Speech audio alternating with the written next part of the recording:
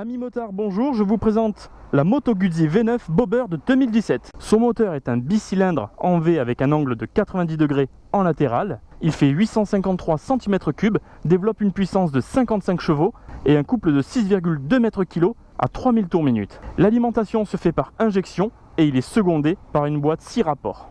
Pour l'avant, nous avons une fourche télescopique d'un débattement de 130 mm et d'un diamètre de 41 mm. Pour le frein, nous avons un seul disque flottant d'un diamètre de 320 mm, pincé par un étrier Brembo 4 pistons, et j'ai l'impression que la durite est une durite Avia.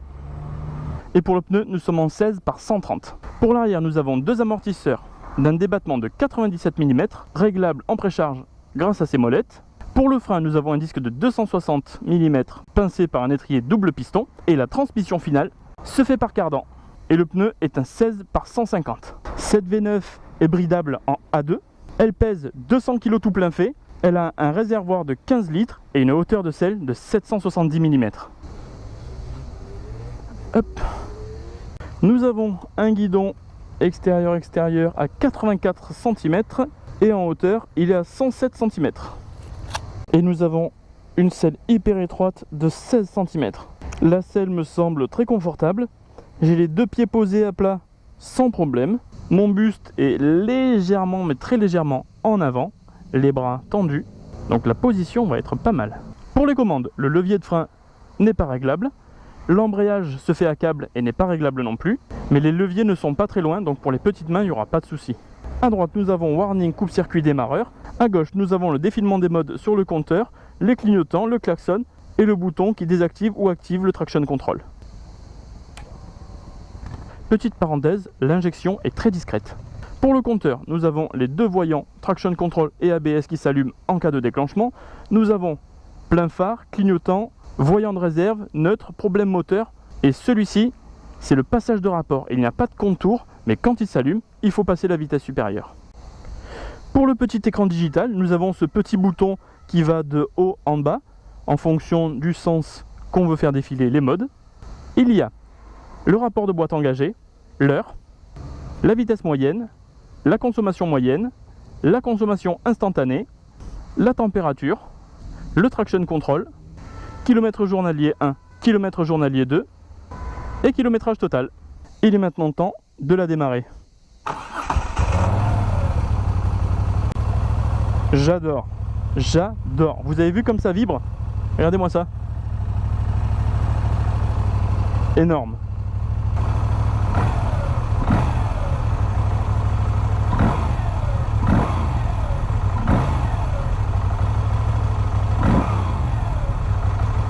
Pour ceux qui ont vu mon essai de la V7, vous avez vu, il y a toujours bien sûr 7 à-coups sur le côté. Alors mes premières impressions, c'est que j'ai l'impression d'être sur la V7 un petit peu. Je sens pas une grosse différence du couple.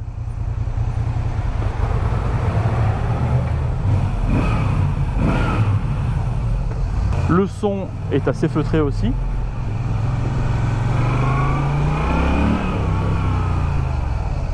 Ouais, c'est léger la différence d'accélération. Elle repart plus bas quand même. On a à peu près une centaine de centimètres cubes d'écart et elle repart quand même bien plus bas. Regardez-moi cette vue, c'est pas magnifique? Pour ceux qui me suivent, vous aurez remarqué qu'avec la V7 et la V9, j'ai pris la même route exprès pour les comparer sur la même route.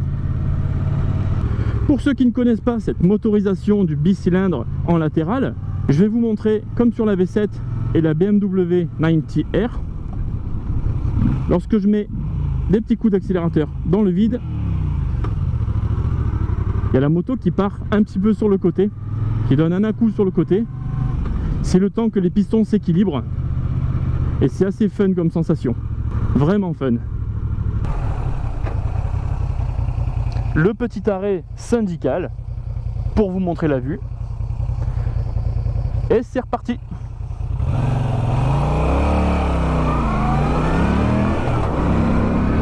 J'ai pas trop parlé de la selle et du réservoir, mais vraiment regardez, il est très étroit le réservoir. On voit bien les cylindres qui dépassent de chaque côté. J'ai l'impression de rien avoir entre les jambes. Habituellement on a des réservoirs qui sont bien entre les cuisses, et là vraiment il est très bas, mais alors très bas. et j'ai l'impression d'avoir rien, une planche au milieu. Il n'y a vraiment rien qui gêne, c'est fun. J'ai enlevé le traction control et apparemment le voyant reste toujours allumé. Ça doit pas être super ça dans la nuit. La boîte, je trouve qu'elle claque beaucoup moins que la V7. Elle est beaucoup plus insonorisée. J'attaque maintenant la descente. Je vais voir un petit peu ce que ce pneu en 130 à l'avant donne. Mais déjà dans la montée, je l'ai trouvé assez facile. Je ne m'attendais pas à ce qu'il soit aussi facile. Alors je sens qu'il y a un petit peu de poids quand même sur l'avant. Je sens qu'il y a de l'inertie. Mais ça passe vraiment bien. C'est pas une moto super réactive. Mais quand même dans les virages, je la trouve super facile. Il faut d'abord bien la placer. Et ça passe tout seul. Je craignais justement d'avoir une maniabilité un peu dure, mais absolument pas quoi. Hop. Ça passe vraiment bien, je force pas contre la moto en fait. Le pneu me met en confiance, il n'y a vraiment pas de souci quoi. Donc essai roue avant, validé. Il offre pas mal de confort. L'adhérence est correcte. Bien sûr, c'est pas une moto où on va poser le genou par terre. On va pas pousser les pneus à leur maximum. Mais pour rouler cool, c'est franchement un régal.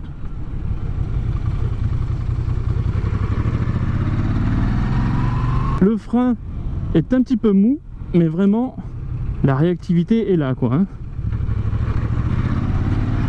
Je vais faire le test, je suis à 50. Hop. Et ben voilà. Et je cale. Mais il remplit vraiment bien son rôle. C'est reparti.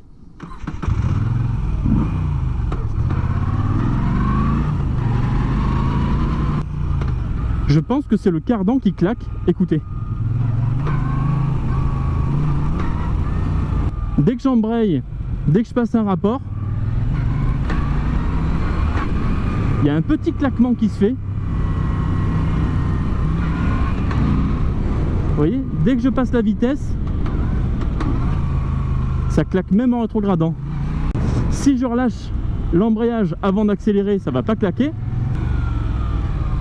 Mais si je relâche un peu tard l'embrayage, ça va vraiment claquer. C'est assez particulier, mais ça lui donne un petit cachet comme ça à la moto, sympa. Oups!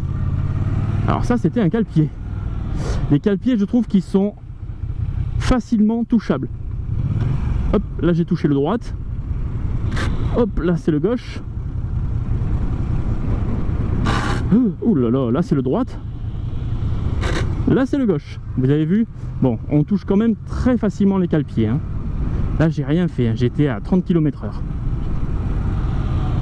Et je suis seul. Alors vous imaginez en duo. En même temps, il y a 15 km de téton, donc c'est normal que ça frotte à chaque virage.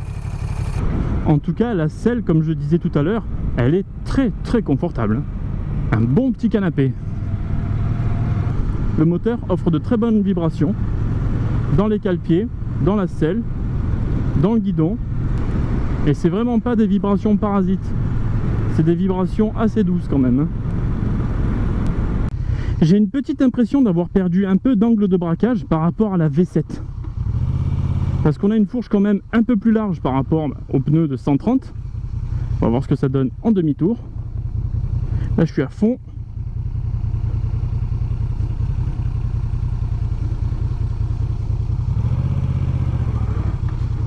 Et on va voir sur la route.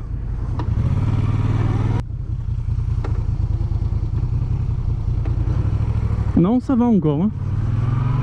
Ça va. Deuxième essai. Non, ça va. C'est correct, très correct. Alors, ces cylindres. Si je colle vraiment mes genoux contre le réservoir, je vais sentir la chaleur du moteur. Par contre, si j'écarte un peu les jambes, je ne sens plus du tout la chaleur du moteur. Donc en hiver, Jambes serrées en été, jambes écartées. La fourche est d'une onctuosité impressionnante. Ah ouais, elle est très très confortable. Par contre l'arrière, il faudrait peut-être que je le desserre un petit peu parce qu'il est plus ferme et il a une petite tendance à rebondir. Donc le cul a tendance à sautiller lorsque je prends un dos d'âne un petit peu vite. Hop. Ah, là il a sautillé aussi quand même. Petit départ arrêté 0-100 km/h.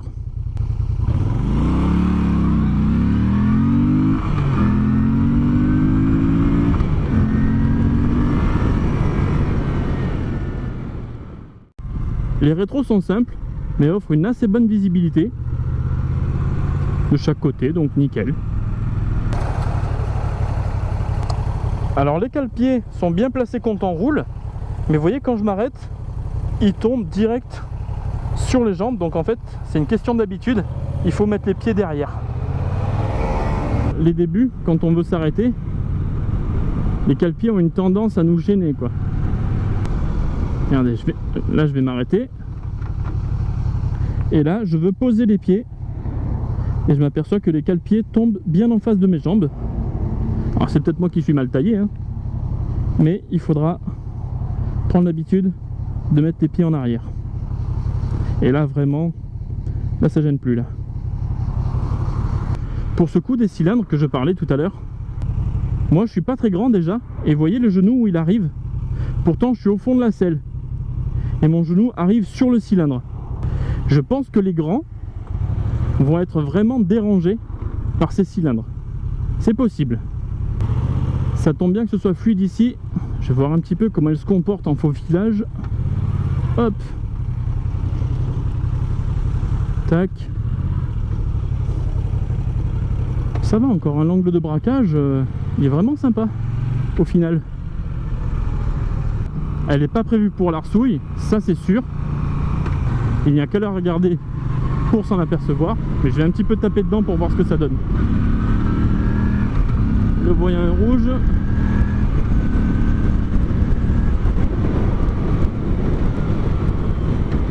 Le voyant de passage de rapport s'allume quand même assez souvent. Et il y a marqué gear sur le compteur. Mais comme le couple est un petit peu plus bas que la V7, elle offre un petit peu plus d'amplitude au niveau de chaque rapport. C'est vraiment une moto pour rouler cool. Et vraiment, quand on roule cool, c'est un vrai régal. Un bon petit plaisir. Pour faire une petite conclusion, c'est un vrai plaisir. La fourche avant est très agréable, très souple. La position est très confortable.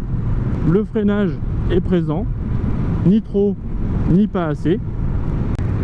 Pour les points négatifs, je dirais un bruit, une sonorité trop étouffée. Les cylindres trop accessibles, ça c'est un petit peu dommage. Les suspensions arrière rebondissent un petit peu. Sinon, il n'y a rien d'autre.